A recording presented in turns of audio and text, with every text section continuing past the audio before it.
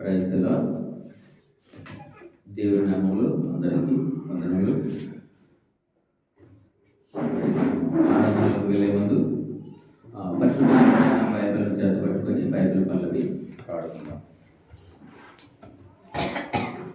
అశ్రేష్టం గ్రంథములు ఎచ్చట చూచిన ఆధరణయున్నది, సుఖ దుఃఖములు వాగ్దానమున్నది, విశ్వాసముంచి ధ్యానించుడి.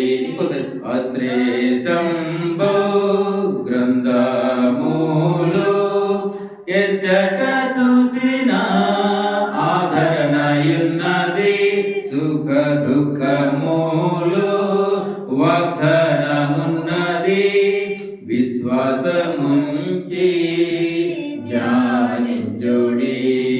విశ్వాసముంచి ధ్యానించుడి.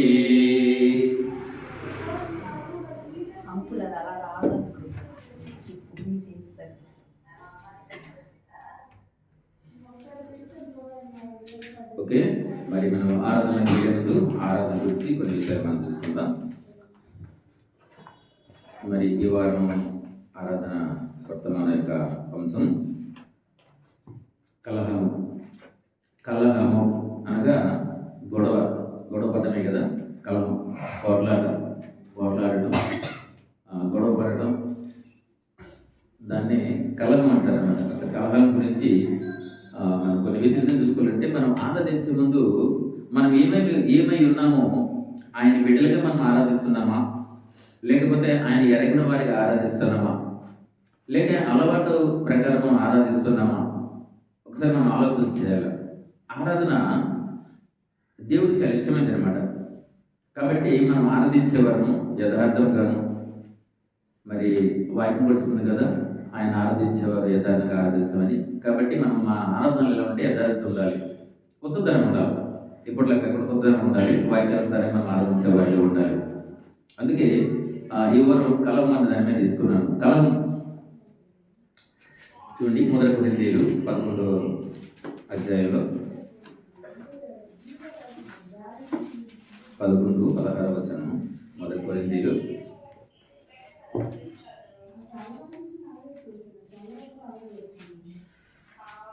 1 కొరింథీయులు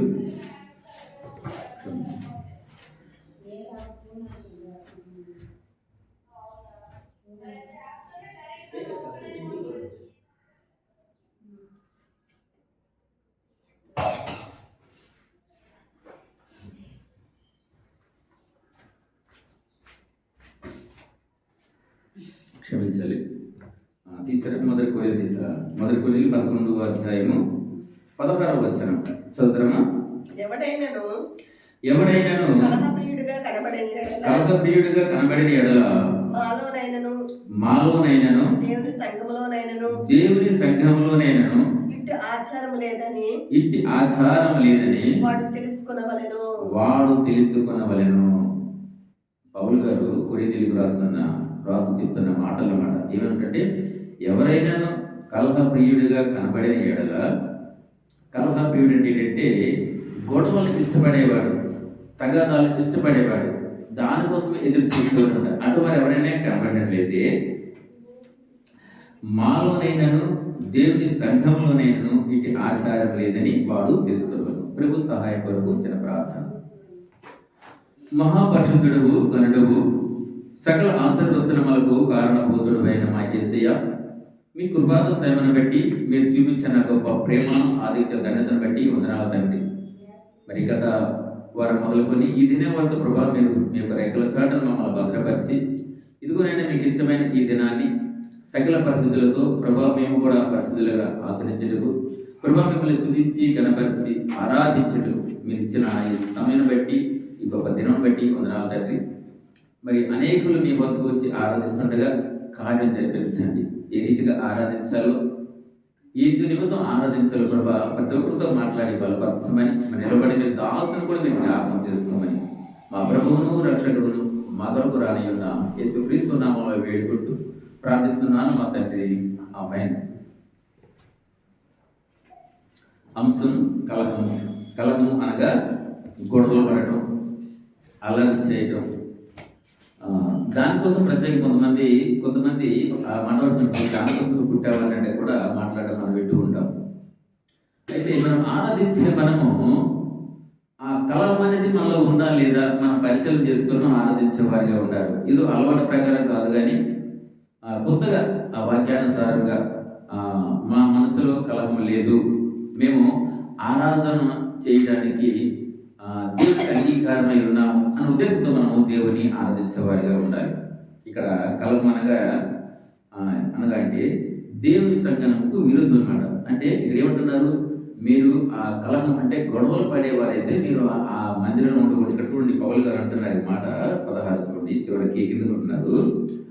ఒకవేళ మీరు అంటే ఆ గొడవలు ఇష్టపడేవారైతే మాలోనైనా అలాంటి వారు మాలోనైనాను దేవుని సంఘంలోనైనాను ఇటు ఆచారం లేదని వాడు తెలుసుకునేవాడు.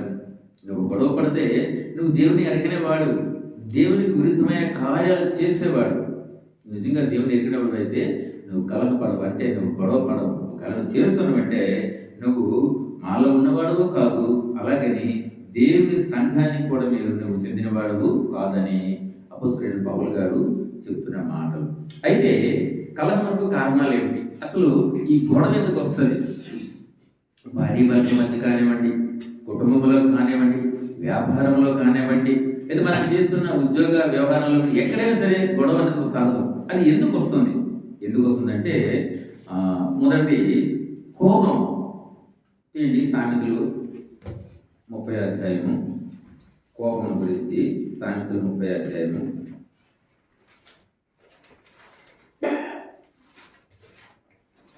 సామెతల 33 వచనం చివరిగా చూడండి. అందులో 33 చివరకు మాట్లాడతాడు. కోపం రేపగా కలహం పుట్టును. మనకి గొడవ ఎప్పుడు వస్తుందట? కోపం వస్తే మనకేమొస్తుందట? గొడవ వస్తుందట. అసలు కోపం ఎందుకు వస్తుంది?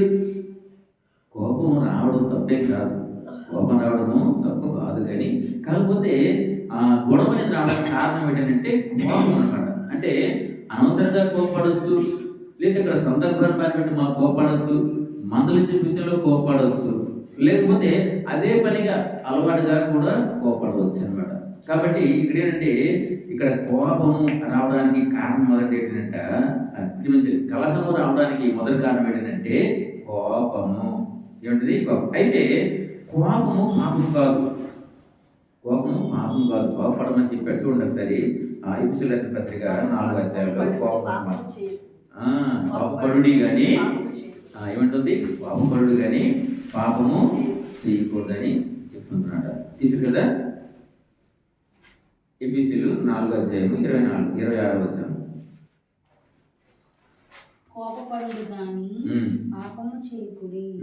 చూసారా చెప్పమాట? అంటే చూడు, కోపపడుడి కానీ పాపము చేయకుడి. అంటే కోపపడచ్చు. అంటే కోపం అంటే ఏమిటి? మందలింప కొరకే కోపము, లేకపోతే ఒకరిని సరిచేయ కొరకు కోపడచ్చు, తప్పలేదు. కానీ కోపం వచ్చిందని నాకు కోపం వచ్చింది చెప్పేసి దాంట్లో పాపం అంటే ఏమిటి? దేవునికి ఇష్టం లేని కార్యాలు చేయడం. నాకు కోపం వచ్చింది, ఇలా చేశాను, కోపం వచ్చింది, అలా చేశానడం అది కరెక్ట్ కాదు. కోపడు, మందలించు, గర్దించు, సరిచేయి, తప్పు కాదు. కానీ కోపం వచ్చిందని చెప్పేసి దేవునికి వ్యతిరేకమైన కార్యాలు చేయకూడదు అనమాట. మొదటి గొడవ రావడానికి కారణం ఏంటంటే కోపమే, కరెక్టే. కానీ కోపం ఎందు నిమిత్తం వచ్చింది? అయితే అలాగని కోపపడద్దని కాదు, కోపపడు, కాకపోతే పాపం చేయొద్దని వాక్యం చెప్తూ. అలాగే యాకోబు రాసిన పత్రిక కూడా మార్చుకున్నాడు. యాకోబు రాసిన పత్రిక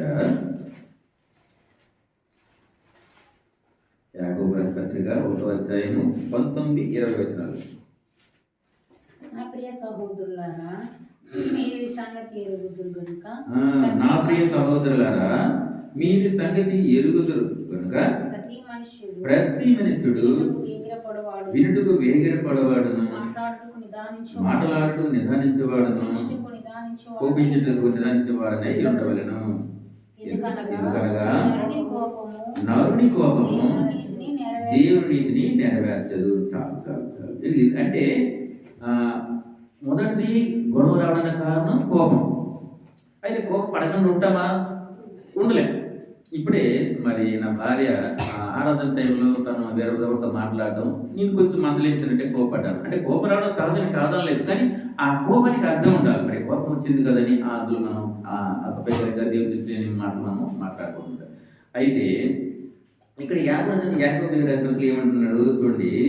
అంటే మనం ఏదైనా కనుక ప్రతి అంటే వినడానికి ఎలాగైతే మనం ఇష్టపడితే వేగిరపడము, అంటే వేగిరపడేవాడును మాటలాడుకుని ఏదైనా అంటే మనం మాట్లాడేటప్పుడు కొంతమంది ఆలోచించడం మాట్లాడదు, కానీ ఆలోచించే మాట్లాడే వారి గురించి ఒక మాట ఉంది. ఏమంటే మాటలాడుటకు నిదానించువాడును. ఏముంది? మాటలాడుటకు మనం మాట్లాడేటప్పుడైతే ఎలాగైతే మనము అన్ని ఆలోచించి మనం మాట్లాడతామో అలాగే కోపించుట కూడా నిదానించేవాడే ఉంటాడు. అలాగే మన కోపడడానికి కూడా ఒక సమయం, దానికి ఒక సందర్భం బట్టి మనం కోపడాలన్నమాట. అంత చీటికి మాటికి కోపడడం కాదు, కానీ అనవసరంగా కోపడం కాదు, కానీ అక్కడ సందర్భం బట్టి, అంటే ఆయన మనం మందలిస్తున్నామా, ఆయన సరిచేస్తున్నామా, అక్కడ కారణం బట్టి మనము కోపపడవచ్చు. ఇంకో విషయం ఏంటంటే నరుని కోపం దేవుని నీతిని నెరవేర్చదు. నిజంగా నీలో కోపం ఉంటే అది దేవుని నీతికి విరుద్ధం అన్నమాట. నిజంగా నువ్వు ఆ దేవుని యొక్క నీతి కార్యములు చేయడం నువ్వు ఇష్టపడేవాడు అయితే, దేవుని యొక్క నీతి కార్యములు చేయడం ఇష్టపడేవైతే, దేవుని పట్ల నువ్వు యథార్థంగా ఉన్నవాడవైతే, ఆయన చిత్తాన్ని నెరవేర్చేవాడవైతే ఏం చేస్తుంటే కోపాన్ని మనం తగ్గించుకోవాలి. అసలు ఇక్కడ ఏముంటుందంటే ఆ కోపం అనేది చివరికి ఉంది. ఎందుకంటే ఆ నా కోపం అనేది దేవుని నీతిని నెరవేర్చదట. నీలో కోపం ఉంటే ఆ నీతి కొనసాగించట అసాధ్యం. కాబట్టి మొదట మనం ఏంటంటే ఆ గొడవలకు కారణమైన కోపాన్ని మనం ఏం చేయాలంటే తగ్గించుకోవటము, అనసుకోవటము, సమయ సందర్భాన్ని బట్టి మాటలించుకు మనం ఉపయోగించే వారిగా ఉండాలి. ఓకే, ఇక రెండోది మనం చూసుకున్నట్లయితే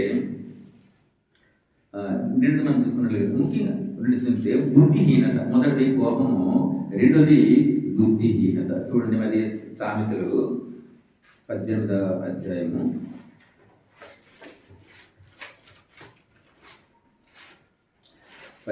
అధ్యాయము 6-7 వచనాలు. బుద్ధిహీనుని పెదవులు కలహమునకు సిద్ధంగా ఉన్నవి. కింద 7 చూడమ్మా. బుద్ధిహీనుని నోరు వానికి నాశనము తెచ్చాను. ఇంకా వాని పెదవులు వాని ప్రాణములకు ఉరి తెచ్చాను.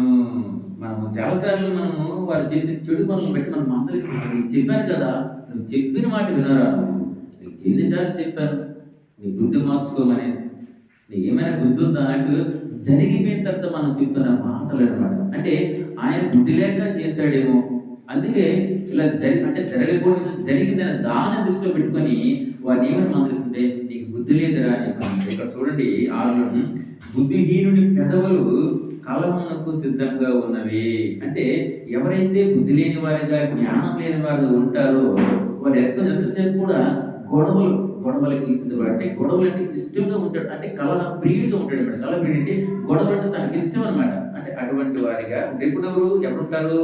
ఎవరికైతే బుద్ధి లేదు వారు ఆ గొడవలకి ఇష్టపడే. ఇంకా 7లో చూసుకున్నట్లయితే బుద్ధిహీనుడి నోరు వానికి నాశనం తెచ్చును. అంటే చాలా మంది చూసిన మన నోరే మనకి కీడు తెస్తుంది. మన నోరే మనం, ఎందుకంటే మనం ఎంత మర్యాదగా మాట్లాడతామో, మరి నిదానించి మాట్లాడడం ఎంత మర్యాదగా మనం మాట్లాడతామో, మరి మన మాటల్లో దేవుని మాయపరిచయం ఉంటే మంచిది. లేదంటే మనం ఆవేశపడి ఆలోచనలు మాట్లాడితే ఆ మాటలే మనకి కీడు తెస్తున్నట్టుగా ఇక్కడ ఉంటుంది. బుద్ధి ఎవరైతే జ్ఞానం లేదో వారు మాట్లాడే వారికి ఏం చేస్తాడ?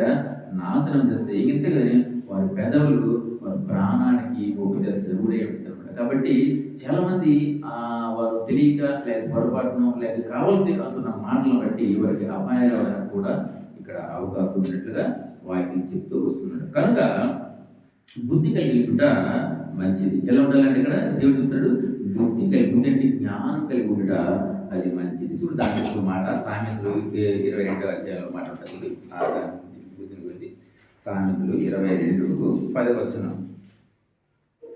తిరస్కార బుద్ధి గలవాని తోలివేసిన కారణం వచ్చేసి అంటే ఎవరైతే బుద్ధిలేనితనాన్ని తిరస్కార బుద్ధిని కలిగి ఉంటారో అటువంటి వారిని మనము పంపివేయడం ఏమవుతుందంటే కలహం జరగకుండా మనము కాపాడుకునే వారిగా ఉంటాం. మన సాధ్యమైతే వారిని మార్చడానికి మనం ప్రయత్నం చేయదు.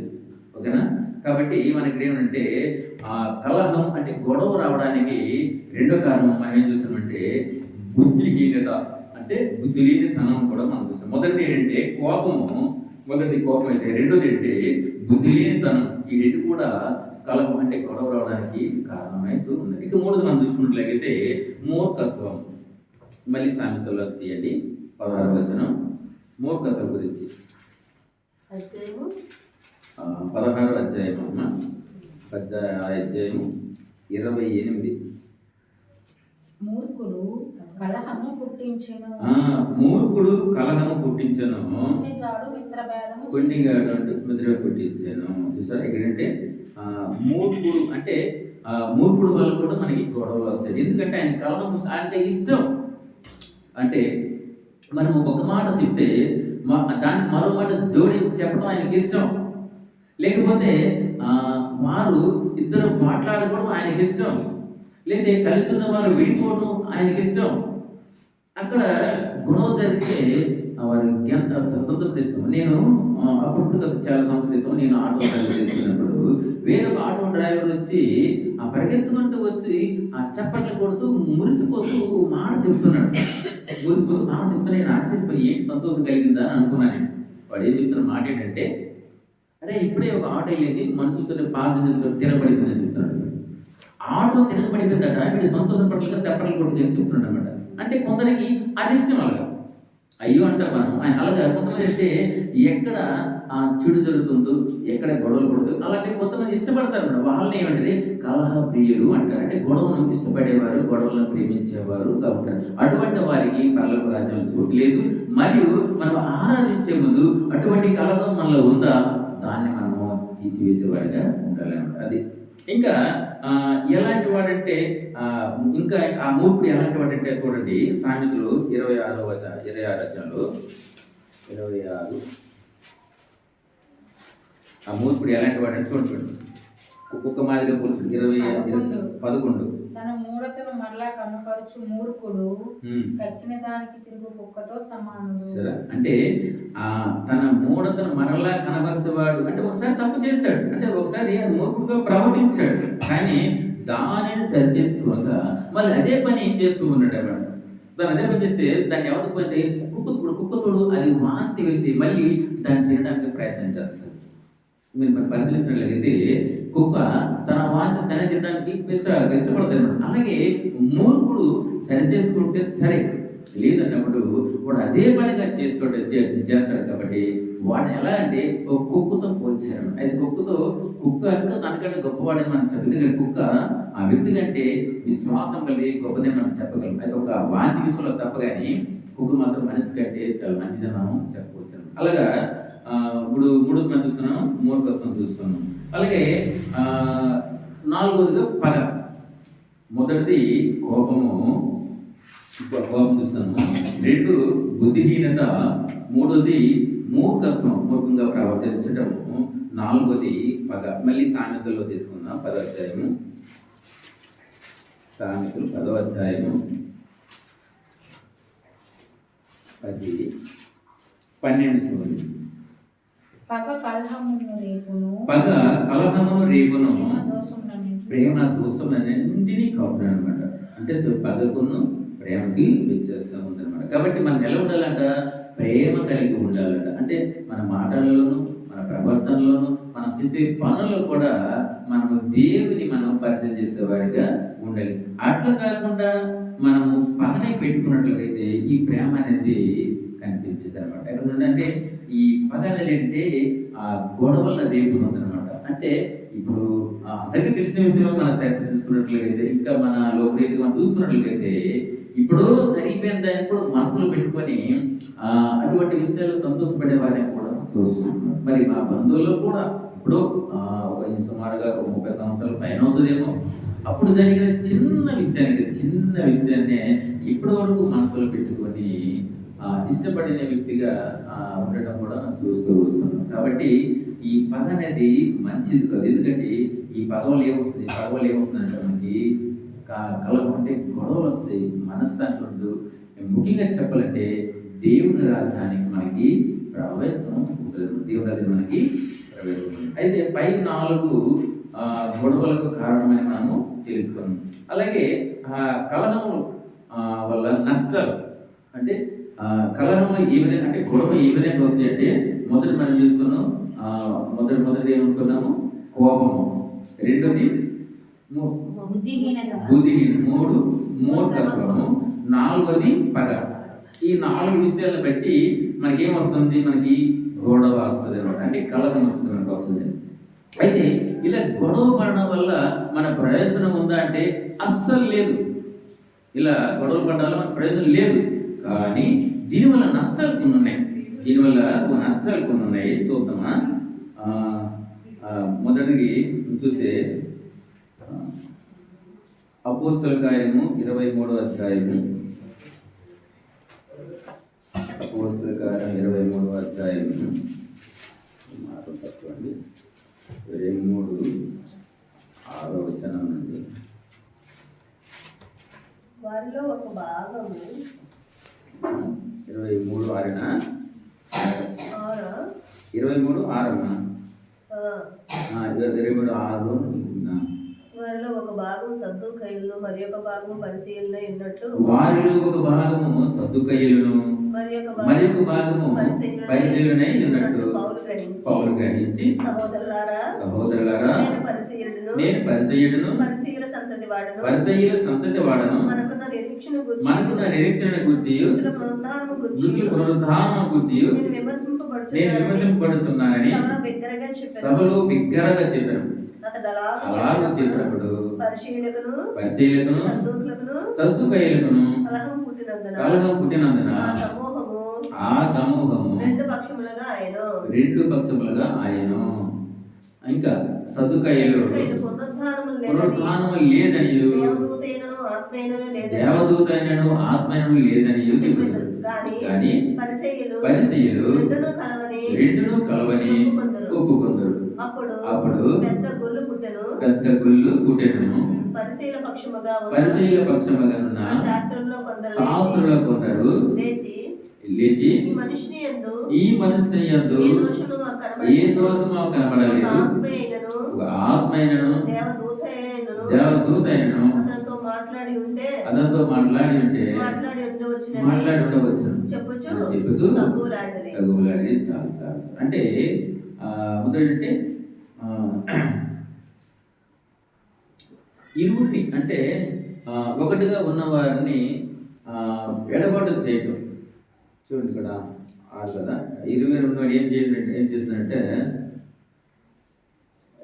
అంటే వేరు చేయటం అనమాట. అంటే ఇరువురిని అంటే ఒకటిగా ఉన్నవారిని. ఇక్కడ పౌలు గారికి తెలుసు ఏంటంటే ఒకప్పుడు సద్దుకయ్యులు పరిసయ్యులు మధ్య ఉండేవారు. అయితే వారు వివాదాలు రావడం బట్టి ఏంటంటే సద్దుకయ్యులు వేరైపోయి పరిసయ్యులు వేరైపోయారు.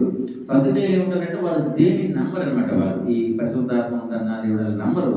కానీ ఈ పరిసయ్యులు చెప్తారంటే ఉంటే ఉండొచ్చు అని చెప్పేసి వీరు మాట్లాడటం మనము ఇందులో.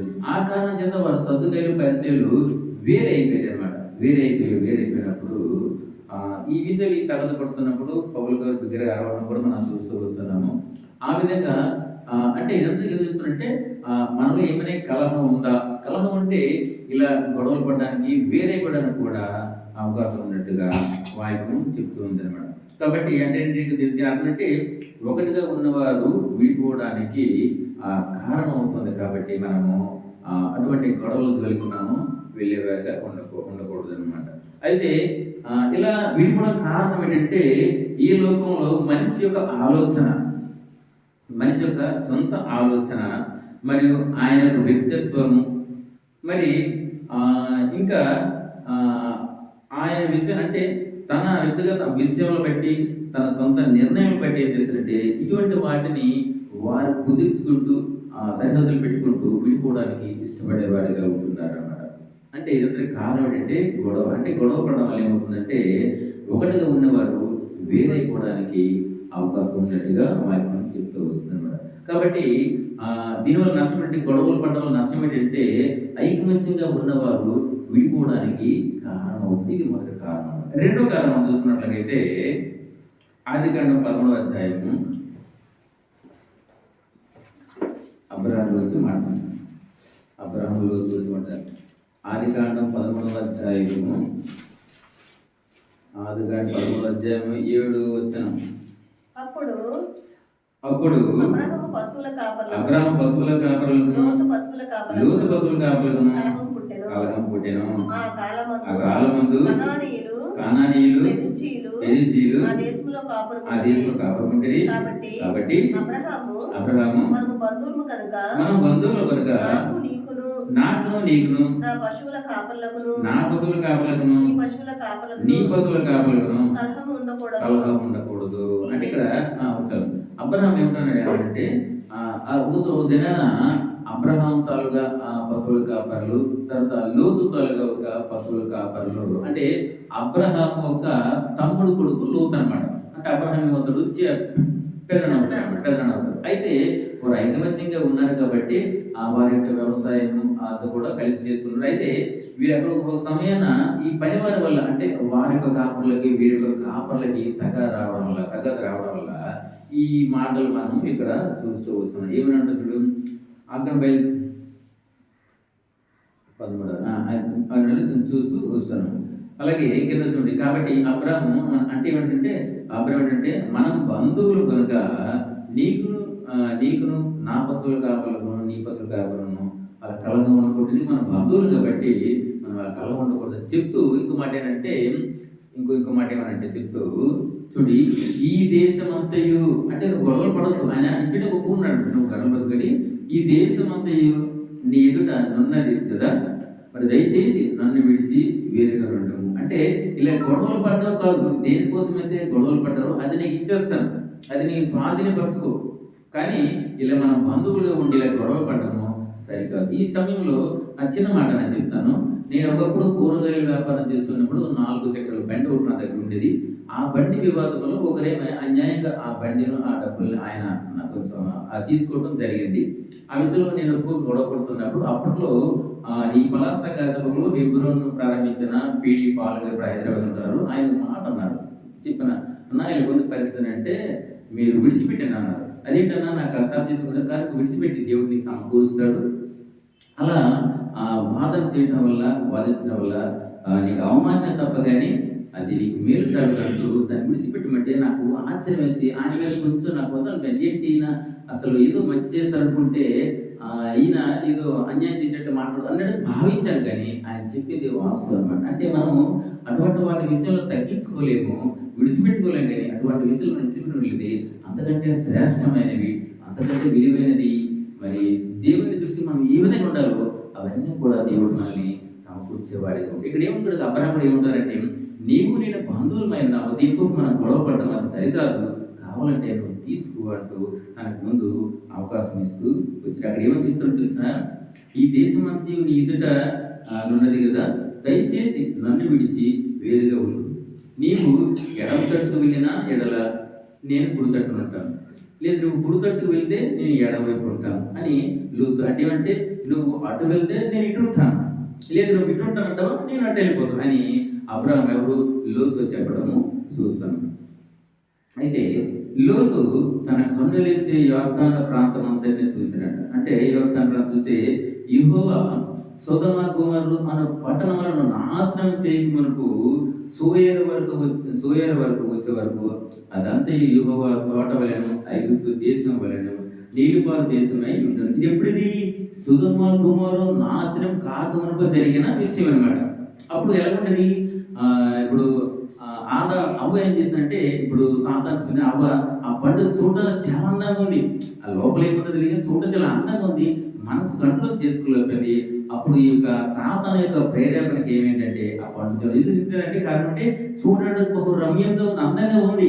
అలాగే ఈ లోకం కూడా ఎలా ఉంటుందంటే చూడడానికి ఇలాంటి జీవితం అనిపించి చనిపోయినా పర్వాలేదురా, ఏంటి ఇప్పుడు ఈ దేవుడు ఆ భక్తి అని చెప్పేసి కష్టాలు పడే బదులు మన ఈ లోకంలో చూసా తింటున్నారు, తాగుతున్నారు, పాడుతున్నారు, ఆడుతున్నారు, ఇష్టానుసారం తిరుగుతున్నారు. ఎంత ఆనందంగా ఉన్నారు వారు అంటూ మనము ఆ లోకంలో ఉన్న రంగులను, వారు వేస్తున్న వేషాలను, అంటే పై పై కనిపించి ఆ యొక్క వినోద కార్యక్రమాలను చూస్తూ మనం ఏం చేస్తామంటే దేవునికి దూరం అయిపోతూ వస్తున్నాం. అప్పుడు సుధమ కుమార్ కూడా అలాగే ఒక అందమైన పట్టణము, అన్ని అనుకూలంగానే తినొచ్చు, తాగొచ్చు, ఇంకేదైనా చేయొచ్చు. అయితే ఒకటి, ఈ కార్యాలన్నీ కూడా దేవుడికి ఎలా ఉన్నాయంటే విరుద్ధంగా ఉన్నాయి, బాధ కలిగించేటట్టుగా ఉన్నాయి. కానీ ఈయనకి ఏం కనిపిస్తుందంటే ఆ అందమైన పట్టణాన్ని నేను స్వాధీనపరచుకుంటాను, అటువంటి పట్టణంలో నేను ఉంటాను, నాకు కావాల్సిన సమృద్ధిగా అక్కడే కదా ఉంటాయి అని ఎవరు అనుకున్నారు?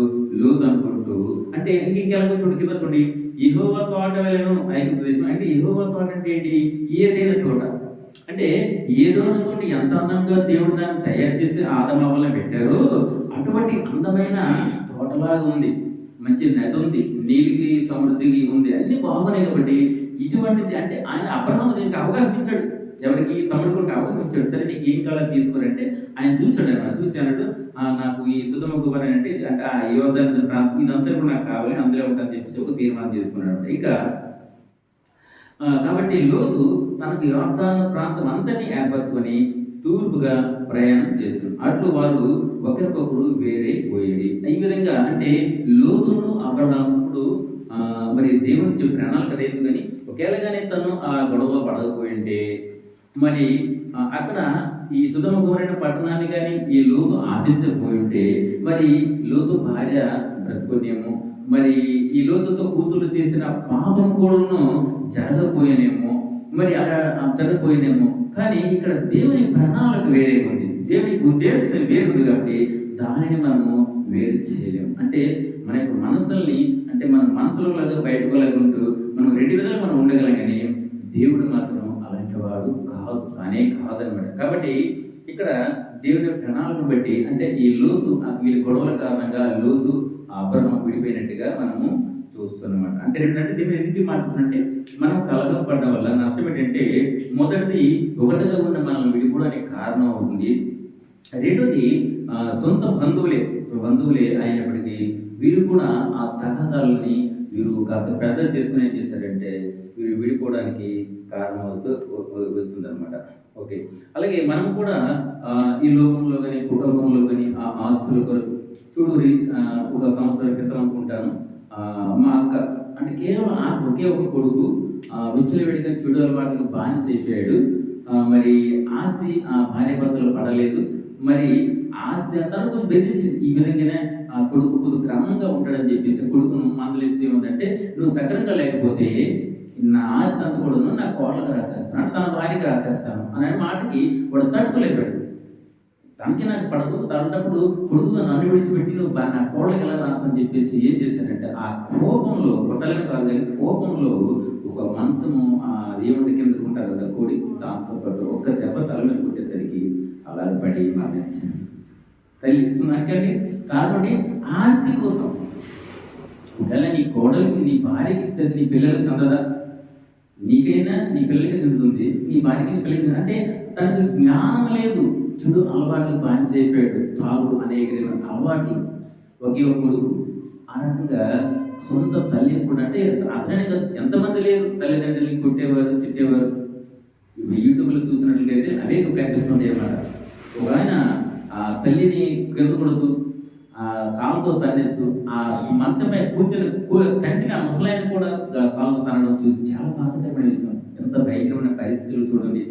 ఇదంతా కారణం ఏంటంటే ఆశ, అంటే గొడవ పడాలి. కాబట్టి మనం ఇప్పుడు కూడా గొడవ పడే ఆలోచన తీసుకెళ్తాం. కోపడు తప్పలేదు, కానీ ఆ కోపం ఆ సమయాన్ని బట్టి ఆ సందర్భం బట్టి మనం కోపడి మనలేచట్లు తప్పదనమాట. కాబట్టి మొదటిగా నష్టం చూసామంటే మొదటి నష్టం అంటే ఒకటిగా ఉన్న వారు వేరైపోతారు. అంతేకాదు కుటుంబ కలహం వల్ల ఇక్కడ అబ్రహాము లోతు కుటుంబం ఏ విధంగా అయితే వేరే అయిపోయారు, అలా వేరైపోవడం వల్ల ఎవరి సారం వచ్చింది? లోతుకు వచ్చింది. అబ్రహాము రాలేదు, లోతుకు వచ్చింది అనమాట. కాబట్టి అలాగే రెండోది. మూడోది మనం చూసుకొని మనము ఆరాధన. మూడోది అంటే ముఖ్యంగా దేవుని రాజ్యాన్ని మనం స్వీకరించుకోలేమాట. ఎప్పుడైతే కలహం మనలో ఉంటుందో, ఆ గొడవ మనస్తత్వం మనలో ఉంటుందో, ఉంటే ఏమవుతుందంటే మనము దేవుని రాజ్యాన్ని మనము చూడలేము. చూడండి గలతీ రాసిన పత్రిక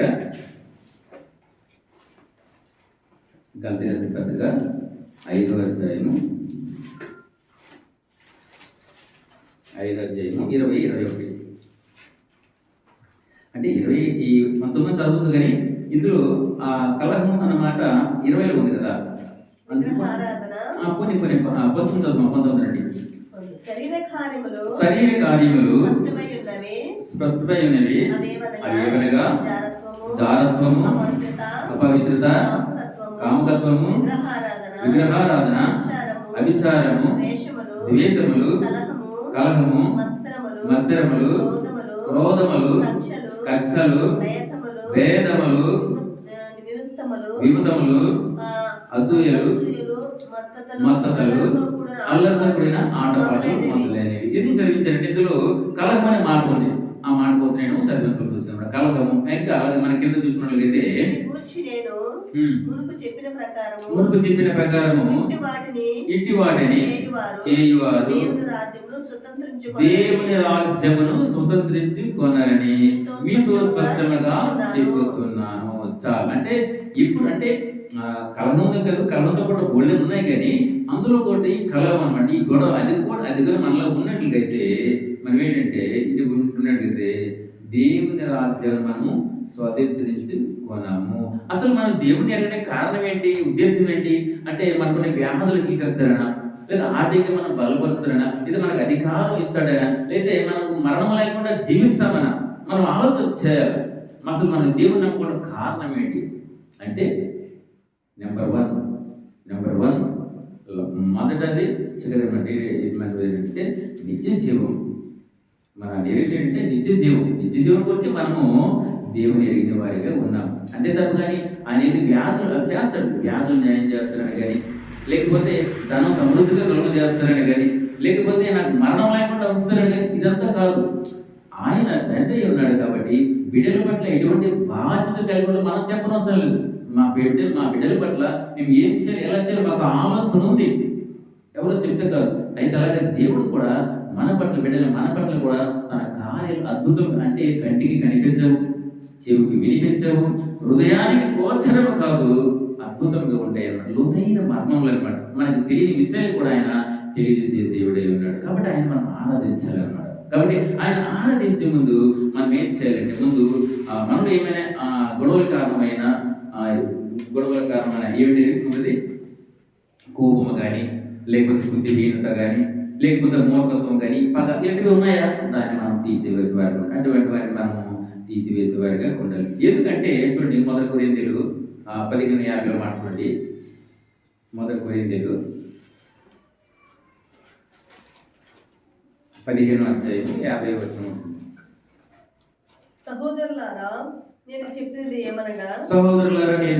ఏమనగా రక్త మాంసములు దేవుని రాజ్యమును స్వతంత్రించుకొననేరవు. చాలు చూసారా.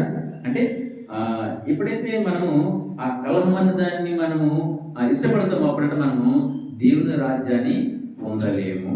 ఇంకేమంటారంట, రక్త మాంసములు చూడండి, రక్త మాంసములు దేవుని రాజ్యానికి స్వాదించుకోవాలి. ఇంకా మనం రక్త మాంసములు అంటే దానికి దేని స్వాదిష్టం అంటే గర్వము, బలము, అధికారం, అహంకారం, ఇంకా లోకాన్ని నా స్వాధీనంలోకి తీసుకోవాలనే ఆ భ్రమ, అటువంటి ఉద్దేశం నీకుంటే నువ్వు మాత్రం దేవుని రాజ్యాన్ని స్వతంత్రించుకోలేవు. అర్థమవుతుందా?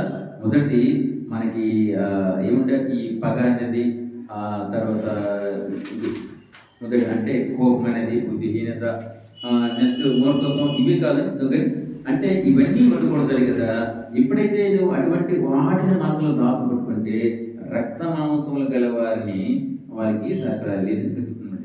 ఇది మరోసారి 50 కదా, 50 రక్త మాంసములు దేవుని రాజ్యమును స్వతంత్రించుకున్నావు. రక్త మాంసం అంటే అధికారం, పొగరు, అహంకారం నాకు తెలియలేదు.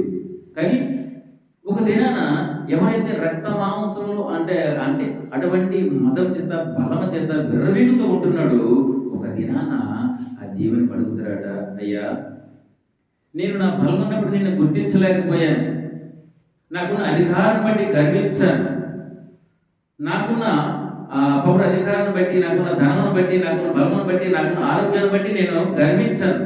మేము వెతకలేకపోయాను, మిమ్మల్ని ఆరాధించలేకపోయాను, నిర్లక్ష్యం చేస్తూ వచ్చాను ప్రభా. ఇప్పుడు అన్నీ పోయి, ఆ రక్త మాంసం అంతా పోయింది, అనారోగ్యం వచ్చింది, నష్టం వచ్చింది, పరువు పోయింది, గౌరవం లేదు. అటువంటి పరిస్థితులు మనము దేవుని ఎదిగే వారిగా ఉంటున్నాం. కానీ ఇప్పుడు మనకు ఆరోగ్యం ఉండగానే, మనకు బలం ఉండగానే, మనకు అధికారం ఉండగానే, మనకు అవకాశం వచ్చినప్పుడే మనము దేవుని ఎరిగిన వారిగా, దేవుని ఆరాధించే వారిగా మనం ఉండాలని వాక్యం చదువుతూ వస్తుంది. కాబట్టి రక్త మాంసం గలవారు వారు దేవుని స్వతంత్రించుకోలేదు, దేవుని రాజ్యాన్ని వారు స్వతంత్రలేరని వాక్యం చెప్తూ వస్తుంది. కనుక మనం కలహమునకు కారణం కాకుండా, అంటే కలహం అంటే గొడవలు రావడానికి కారణమైన వారిగా కాకుండా, దేవుని చిత్తాన్ని ప్రేమిస్తూ ఆయన మహత్వం బట్టి ఆరాధన చేసేవారిగా ఉండాలి. ఆయన ఎంత గొప్పవాడు, ఆయన ఏ ఉద్దేశంతో ఈ భూమిపైకి వచ్చాడు, మన కోసం ఏం చేశాడు, అది దాన్ని మనం జ్ఞాపకం చేసుకుంటూ ఆయన అంటే కలహం లేనివారిగా, ఆ గొడవలకు సిద్ధపడేవారిగా మనం ఏం చేయాలి, అవన్నీ జ్ఞాపకం చేసుకుంటూ మనం ఆరాధించాలి. అంటే మేనంటే కోపము, బుద్ధిహీనత, మూర్ఖత్వం, ఇవన్నీ వాటిని విడిచిపెట్టేసి ఆయన చిత్తంలో ఆయన ఇష్టాన్ని కొనసాగించేవారిగా, ఆయన్ని ప్రేమించేవారిగా, మన వాక్యానుసారంగా మనందరము ఆరాధించేవారిగా ఉన్నాం. దేవుడి పరిశుద్ధ వాక్యాన్ని దీవించును గాక. దేవా యేసయ్య పరిశుద్ధ నామములో